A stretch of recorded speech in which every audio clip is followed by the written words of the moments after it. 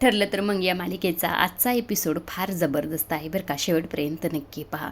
आता सुरुवातीला आपण पाहत असतो की आनंदीने ते सायली अर्जुनला फोन केलेला असतो. फोन केल्याबरोबर इकडनं सायली म्हणत असते, काय झालं आनंदी, बोल की. तेव्हा इकडनं आनंदी म्हणत असते, काय ना मी प्रियाला पाहितलं.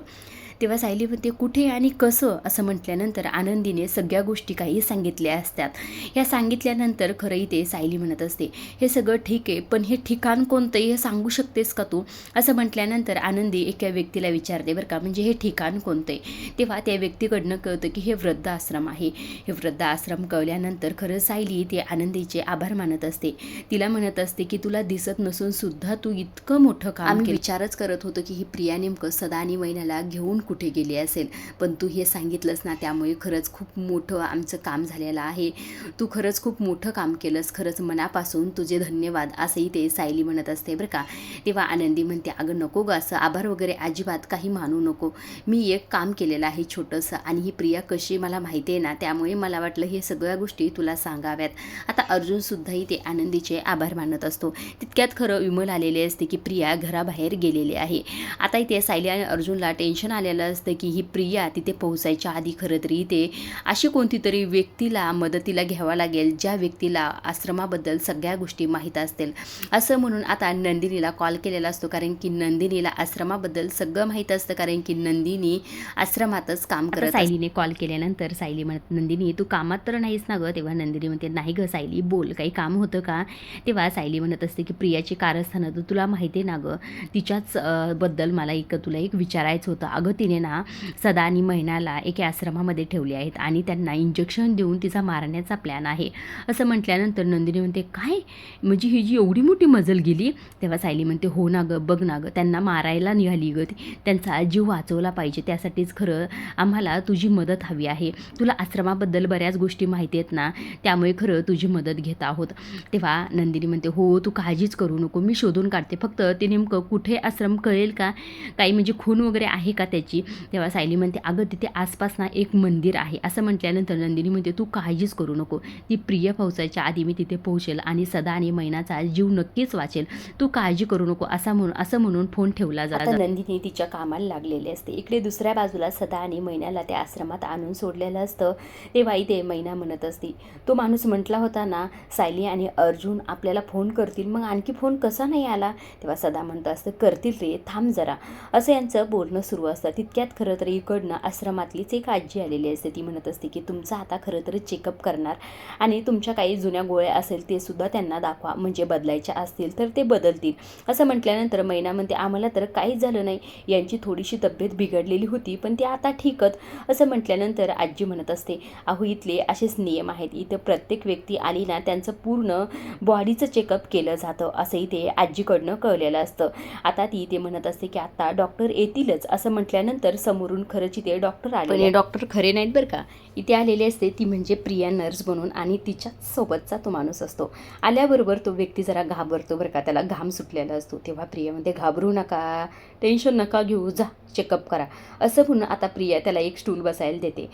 स्टूल बसायला दिल्यानंतर तो आता डॉक्टर जो बनून आलेला असतो का, खोटा डॉक्टर म्हणजे तोच काही काय असा ना, तो आता इथे सदाचा आधी चेकअप करतो. सगळं काही चेकअप झाल्यानंतर मैनाचं सुद्धा इथे चेकअप करत. मैनाचं चेकअप सुरू असतं, पण मैनाचं सगळं लक्ष प्रियाकडे असतं बरं का. तिला थोडा संशय आलेला असतो, पण नेमकं तिला माहीत नसतं की ही नेमकं प्रियाच आहे. ही जे इकडं चेकअप सुरू असताना खरं तर प्रिया जी असते ती स्वतःच्या मनाशी म्हणत असते, मैनावती आणि सदाशिव लोखंडे, आता शेवटचे काही तास तुमच्याकडे उरलेले आहेत ते मोजत राहा, असंही ते स्वतःच्या मनाशी म्हणून खुश होतात. इकडे दुसऱ्या बाजूला सायली आणि अर्जुनला फार टेन्शन आलेलं असतं. त्या विषयाचा प्रयोग खरं तर प्रिया सदा आणि मैनावरच करणार आहे. त्यांना असं वाटतच असतं सदा आणि मैनाचा जीव धोक्यात आहे. हे एक ऐकूनच खरं तर त्यांना टेन्शन आलेलं असतं. नंदिनी पोहोचली असेल का, याच गोष्टीचा ते विचार करत असतात. तेव्हा सायली म्हणते, मला काही राहत नाही, मी नंदिनीला फोन करून विचारतेच, असं म्हणून आता सायली ते नंदिनीला कॉल करते. तू कुठेस, पोहोचलीस का, असं म्हटल्यानंतर नंदिनी म्हणते, अगं हो, मला माहीत झालं आश्रम ते, आणि मी तिथेच चाललेले आहे, आता जवळच आहे, तू काळजी करू नकोस, पोहोचलं की मी तुला फोन करते. तेव्हा सायली म्हणते, हो पोहोचल्यावर फोन करशीलच मला, आणि सदा आणि मैना सुरक्षित आहेत का हे सुद्धा मला लवकरात लवकर कळव. तेव्हा इथे नंदिनी म्हणत असते, नको सायली तू अजिबात टेन्शन घेऊ नको, ती प्रिया पोहोचायच्या आत मी पोहोचते आणि सदा आणि मैनाचा सुद्धा जीव वाचवते, तू अजिबात टेन्शन घेऊ नको असं इथे नंदिनीने म्हणते. असं म्हणून आता इथे फोन ठेवला जातो. मात्र सायली आणि अर्जुनला फार टेन्शन आलेलं असते की कारण की ही प्रिया काही करू शकते, सदा आणि मैनाला मारूही शकते असं इथे सायली आणि अर्जुनला पक्क माहीत असतं. दुसऱ्या बाजूला खरं इथे मैनाला प्रियावर संशय आलेला असतो. त्यामुळे ती मैना म्हणत असते, ए पोरी मी तुला कुठं पाहितलंय का गं, म्हणजे तुझे फक्त डोळे दिसते तरीसुद्धा असं वाटतं की मी तुला कुठंतरी पाहितलं आहे का गं. तेव्हा इथे प्रिया स्वतःच्याच मानेने तर नाही म्हणत असते बरं का. तेव्हा लगेच इकडनं मैना म्हणत असते, अगं तुझं टोपरं म्हणजे मार्क्स तो खाली कर गं. असं म्हटल्यानंतर खरं इथे प्रियाला काय करावं हेच कळत नसतं. मध्येच आता मुद्दाम डॉक्टर बोलतो बरं का, तो खोटा डॉक्टर. तो म्हणत असतो, काय आहे ना मॅडम, तुमच्या दोघांचा ना हिमोग्लोबिन कमी झालेला आहे, त्यामुळे तुम्हाला एक इंजेक्शन द्यावं लागेल. असं म्हटल्यानंतर मैना म्हणते, अहो इंजेक्शन कशाला देत आहे, आम्हाला काही नाही झालं. तेव्हा सदासुद्धा म्हणतो, इंजेक्शन वगैरे नको, आम्हाला गोळ्या असेल तर द्या. तेव्हा डॉक्टर म्हणतात, अहो नाही इंजेक्शन द्यावं लागेल, पुढे काही झालं तर ते होणार नाही, का तुमच्या काळजीसाठीच इंजेक्शन देणार आहोत. असं म्हटल्यानंतर सदा आणि मैना इंजेक्शन घेण्यासाठी तयार झालेले असतात. तेव्हा मैना म्हणत असे, अहो डॉक्टर ही पोरगी तुमच्याकडं कधीपासून काम करते हो, म्हणजे हिला मला पाहून असं वाटतंय की ही कुठेतरी हिला पाहितले. असं इथे मैनाचं रडगाणं सुरूच असतं. इकडे प्रियाला टेन्शन आलेलं असतं, इंजेक्शन काढलेलं असतं आणि म्हणत असते आता इंजेक्शन देऊन कलटी मारायला हवी. ही जरा मैना जास्त शहाणपणा करायला लागलेली आहे. दुसऱ्या बाजूला खरं तर इथे जी काही नंदिनी असते, नंदिनी त्या ड्रायव्हरला म्हणत असते, दादा प्लीज जरा फास्ट गाडी चालवा, कारण की कुणाच्या तरी जीवन मरणाचा प्रश्न आहे. इकडे सायली आणि अर्जुनला सुद्धा टेन्शन असते की नंदिनी पोहोचली असेल का, पण तिला फोन करून डिस्टर्बसुद्धा नको करायला असं इथे त्यांचं म्हणणं असतं. आता इकडे इंजेक्शनची तयारी झालेली असते, डॉक्टरांनी इंजेक्शन काढलेलं असतं. सदा मैना इंजेक्शन घेण्यासाठी सुद्धा तयार झालेले असतात. इथे मैना म्हणत असते, जास्त टोचणार तर नाही ना साहेब. तेव्हा इथे डॉक्टर म्हणतात, नाही अजिबात नाही, आता इंजेक्शन देणारच असतात. तितक्यात खरं तरी ते नंदिनी आलेली असते. हे कसलं तुम्ही इंजेक्शन देताय असं म्हणून त्या डॉक्टरला बाजूला केलेलं असतं. बाजूला केल्यानंतर खरी ते नंदिनी प्रियाकडे जाते. प्रियाकडे गेल्याबरोबर प्रिया लगेच पलटी मारते बरं का, अहो मी ह्यांना सांगायलाच आले होतं, हे डॉक्टर ह्या दोघांना कसलं तरी इंजेक्शन वेगळंच देतात.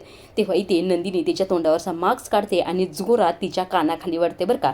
आता ह्या प्रियाला पाहून तर इकडे सदा आणि मैनाला खूप मोठा धक्का बसलेला असतो. बबली तू इथं काय करतेस असं इथे म्हटलेले असतात. तेव्हा इकडनं नंदिनी ती विषाची बॉटल दाखवते आणि ती म्हणत असते की हे विष होतं, हे विष तुमच्या आता शरीरात गेलं असतं तर तुमचा काही तासात मृत्यू झाला असता, तुमची प्रिया तुम्हाला मृत्यूच्या जाळ्यात अडकत होती. असं म्हटल्यानंतर सदा आणि मैनाच्या तर पायाखालची जमीन सरकलेली असते. सदा म्हणत असतो की अगं बबले कुठं पाप फिरशील एवढे, स्वतःच्या मायबाप्पाचा जीव घ्यायला निघालीस. तेव्हा इकडनं प्रिया म्हणत असते, अहो बाबा असं काही नाही, हा डॉक्टर तुम्हाला विष देणार होतं हे मला आधीच कळलं होतं, त्यामुळे खरं तुम्हाला वाचवण्यासाठी मी इथं आली आहे, म्हणून मी नर्स बनून आलेली आहे. प्रियाचं हे बोलणं मात्र इथे सदा आणि मैनाला अजिबात पटत नसतं बरं का, म्हणजे त्यांचा विश्वासच नसतो. तेव्हा नंदिनी सुद्धा म्हणते, अगं किती खोटं बोलणारच, सायली आणि अरुणच्या वेळेत लक्षात आलं त्यांनी म्हणून मला इथे पाठवलं, नाहीतर तू आज काय केलं असतेस.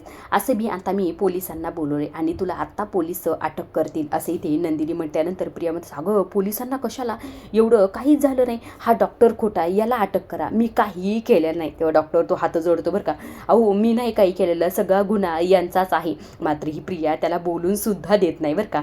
आता इकडनं जी काही मैना असते, मैनाचा तर पारा चढलेला असतो. मैनात जाते आणि जोरात तिथे प्रियाच्या कानाखाली वळते आणि तिला म्हणत असते, अगं मी कुठलं पाप केलं होतं तुला जन्माला घातलं आणि ही राक्षसीन माझ्या पोटी आली, माझं गेल्या जन्माचं काहीतरी पाप असेल असं इथे मैना या प्रियाला म्हणत असते बरं का. तितक्यात खरं इथे पोलीस आलेले असतात. पोलीस आल्याबरोबर इथे नंदिनी म्हणत, या प्रियाला इन्स्पेक्टर तुम्ही अटक करा, ही स्वतःच्या आईवडिलांना जीवे मारण्याचा प्रयत्न करत होती. असं म्हटल्यानंतर खरं प्रिया तर फार घाबरलेली असते बरं का. मात्र इथे इन्स्पेक्टर म्हटलेले असतात, खरं तर यांना आम्ही अटक करू शकत नाही आज, कारण की संध्याकाळचे 6 वाजून गेलेले आहेत आणि हे कायद्यात बसत नाही. असं म्हटल्यानंतर प्रियाला तर फार बरं वाटतं. आता नंदिनीला टेन्शन आलेलं असतं आणि या सगळ्या गोष्टी सायली आणि अर्जुनला फोन करून सांगितल्यानंतर खरं अर्जुन आणि सायलीला सुद्धा टेन्शन आलेलं असतं, पण सदा मैनाचा जीव असल्यामुळे त्यांना बरं वाटत असतं. आता इथे अर्जुन म्हणत असतो, ठीक आहे चालेल, जाऊ दे नंदिनी, उद्या तरी तिला नक्कीच अटक करतील, आता हे कायद्यात बसत नाही त्यामुळे आपण काही करू शकत नाही. तेव्हा इकडनं इन्स्पेक्टरसुद्धा म्हणत असतात, तुम्ही अजिबातच काळजी करू नका, आज जरी अटक नाही झाली तरी उद्या नक्कीच अटक करू आम्ही. तिची आता जिम्मेदारी आमची आहे, तिच्या मागावर खरं आम्ही 2 हवालदार ठेवत आहोत आणि सदा महिन्याची सुद्धा तुम्ही काळजी करू नका, त्यांची सुरक्षेची हमी आम्ही देतो. असंही ते म्हटल्यानंतर प्रिया तर फार घाबरलेली असते बरं का. सगळ्याच बाजूनी ते प्रिया अडकलेली असते. आज जरी ती अटक नाही झाली तरी सुद्धा उद्या ती नक्कीच अटक होणार आहे असंही ते दिसत आहे आणि प्रियाला नेमकं आता कशी पळ काढावी याच गोष्टीवर ती विचार करत असते. आता सगळे काही ते हवालदार आणि पोलीस इन्स्पेक्टर असतात ते खरं तरी ते प्रियाला घेऊन आता इथे घरी जाणार असतात बरं का. आता इथे खरं तर पोलीस प्रियाला सुभेदारांच्या घरी घेऊन आलेले असतात आणि सगळे तिचे जे काही कारनामे असतात सगळ्या गोष्टी ते घरच्यांना सांगितलेल्या असतात. तेव्हा खरं तर घरच्यांना सगळ्यांनाच खूप मोठा धक्का बसलेला असतो. तेव्हा खरं तर अश्विन सुद्धा म्हणतो, हिला इथे कशाला घेऊन आलात, हिला खरं तर माझ्या नजरेसमोर सुद्धा ठेवू नका. तेव्हा इकडनं जी काही सायली असते ती म्हणत असते, आता प्रिया तुझ्या पापाचा घडा भरलेला आहे त्यामुळे खरं तुला आता शिक्षा तर मिळणारच. प्रिया मात्र इथे माफी मागत असते, मला माफ करा, मी चुका केल्यात मला माहिती आहे, मात्र मला एवढी मोठी शिक्षा देऊ नका. मात्र तिचं कुणीही ऐकत नाही बरं का. आता इकडे दुसऱ्या बाजूला जो काही संतोष असतो, संतोष टेन्शनमध्ये असतो. त्याच्या बायकोचं सगळं काही बोलणं त्याला आठवत असतं. ती म्हणाले असते की ही प्रिया तुमची मॅडम मला आणि तुम्हाला जीवे मारण्याचा प्रयत्न करत आहे. सायली ताई आणि अर्जुन सर जे काही सांगतात ते तुम्ही ऐका तरच आपला जीव वाचू शकतो आणि पुढचं आयुष्य आपण आनंदात घालू शकतो. ह्या सगळ्या गोष्टी आठवल्यानंतर खरंही ते सावंत सरांना त्यांनी बोलून घेतलेलं असतं आणि मी साक्ष द्यायला तयार आहे आणि मी प्रियाविरुद्ध बोलायला सुद्धा तयार आहे हे सांगितल्यानंतर खरं सावंत सर पडदिशीने ते अर्जुनला फोन करून ह्या सगळ्या गोष्टी सांगितल्या जातात. तेव्हा सायली आणि अर्जुनला दोघांनाही फार बरं वाटलेलं असतं. आता या प्रियाचा पापाचा घडा भरलेला आहे आणि ती लवकरच शांताच्या खून प्रकरणात अटक होणार आहे. इकडे आता प्रिया जी असते स्टोरूममध्ये आलेली असते, मात्र तिला फार टेन्शन आलेलं असतं कारण की सर्वच गोष्टी तिच्या मनाविरुद्ध होत असतात. आता तिला नेमकं काय करावं आणि काय नाही हेच कळत नसतं. आता सगळ्या गोष्टी तिच्या मनाविरुद्ध असल्यामुळे खरं तर तिला सगळ्या गोष्टी आठवत असतात की मी कशी नर्स होऊन गेले. त्याचबरोबर जी काही नंदिनी असते तिने कानाखाली वडलेली असते, त्याचबरोबर मैनाने सुद्धा तिच्या कानाखाली वडलेली असते. ह्या सगळ्या गोष्टीचा तिला फार राग येत असतो. ती चिडचिड करत सगळ्याच बाजूने अडकलेली असते त्यामुळे तिला काही करता येत नसतं. यांचा बदला मी नंतरच घेईल, पण आता काय करू, मी सगळ्याच बाजूने अडकले आहे. आता सायली आणि अर्जुन मला सोडत नसतात. आता सकाळ झाली की मला अटक होणार ह्या गोष्टीवर सगळा ती विचार करत असते बरं का. आता इकडे दुसऱ्या बाजूला खरं तर पूर्णाजी घरी येणारे असतात त्यामुळे सायली आणि विमल आता त्यांच्या रूमची ते साफसफाई करत असतात. त्यांची साफसफाई सुरू असते आणि पूर्णाजी घरी येणार म्हणून त्यांचा आनंदसुद्धा गगनात मावत नसतो बरं का. तितक्यात खरं तर इकडे जी काही विमल असते ना, विमलला एक पिशवी तिथे भेटलेली असते. तेव्हा विमल सायलीकडे ती पिशवी देते. पिशवी दिल्यानंतर खरं इथे सायली आहे ती पिशवीमधलं एक एक सामान काढते तर त्यांच्या लक्षात येतं की हे तर अर्जुनच्या गाडीची प्लेट आहे. त्याचबरोबर तो पोतं पण निघतं, त्यात रक्त वगैरे लागलेलं असतं त्यामुळे त्यातून वास सुटलेला असतो बरं का. पोतं त्याचबरोबर हँड ग्लोव्हसुद्धा ह्या सगळ्या गोष्टी निघालेल्या असतात. तेव्हा खरं तर फ्लॅशबॅक इथे दाखवलेला आहे. प्रियाने जेव्हा शांतामावशीचा खून केला तेव्हा खरं तर प्रियाने घराच्याच गार्डनमध्ये एका खड्डा करून ती पिशवी लपवलेली असते आणि काही दिवसांनी ती पिशवी बाहेर काढलेली असते. तिला इथे वाटत असतं की जेव्हा अर्जुन पुरावे शोधायला लागेल माझ्या विरुद्ध तेव्हा खरं तर तो इथं बाहेरून सुरुवात करेल आणि बाहेरून सुरुवात केल्यानंतर सगळ्यात आधी ही पिशवी त्याच्या हाती लागेल. त्यामुळे ही पिशवी कुठेतरी अशा ठिकाणी लपवली पाहिजे त्या ठिकाणी अर्जुनचं कधीही लक्ष जाणार. या गोष्टीवर थोड्या वेळ विचार केल्यानंतर तिच्या लक्षात येतं की पूर्णाजी इथे नाहीत आणि पूर्णाजीच्या खोलीत जर मी ही पिशवी लपवून ठेवली तर कोणालाही संशय येणार नाही आणि कोणीही त्यांची रूम तपासायला जाणार नाही असंही ते प्रियाला वाटलेलं असतं. आता सगळं काही सामान काढल्यानंतर इथे विमल म्हणत असते हे सगळं काही काय आहे. तेव्हा सायली म्हणत असते हे खरं तरी ते शांता मावशीच्या खुनाचे पुरावे आहेत वाटतं. तेव्हा विमल म्हणते ज्याने कुणी हा खून केला असेल त्यांनी पूर्णाजीच्याच रूममध्ये हे सगळं काही का ठेवलं असेल. तेव्हा ते सायली म्हणत असे ज्याने हा खून केलाय का ती व्यक्ती इतकी हुशार आहे. तिला वाटलं असेल खरं तरी ते जेव्हा आम्ही या खुनाचा शोध घेतो तेव्हा खरं तर घराबाहेर सगळे पुरावे शोधतो, घरात नाही आणि त्यामुळेच तिने पूर्णाजीच्या रूममध्ये हे सगळं काही लपून ठेवलं असेल. तिला चांगलंच माहिती आहे आम्ही पूर्णाजीची रूम कधीही शोधणार नाही, पण त्या व्यक्तीचं नशीब खराब, आम्हाला सगळं काही मिळालं.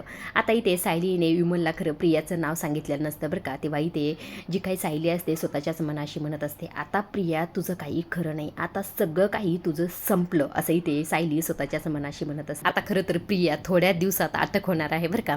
आजच्या पुरतं एवढंच. अशा डेली मालिकेच्या अपडेट जर तुम्हाला जाणून घ्यायला आवडत असतील तर आपल्या चॅनलला जरूर सबस्क्राईब करा आणि तोपर्यंत पाहत राहा. ठरलं तर मग धन्यवाद.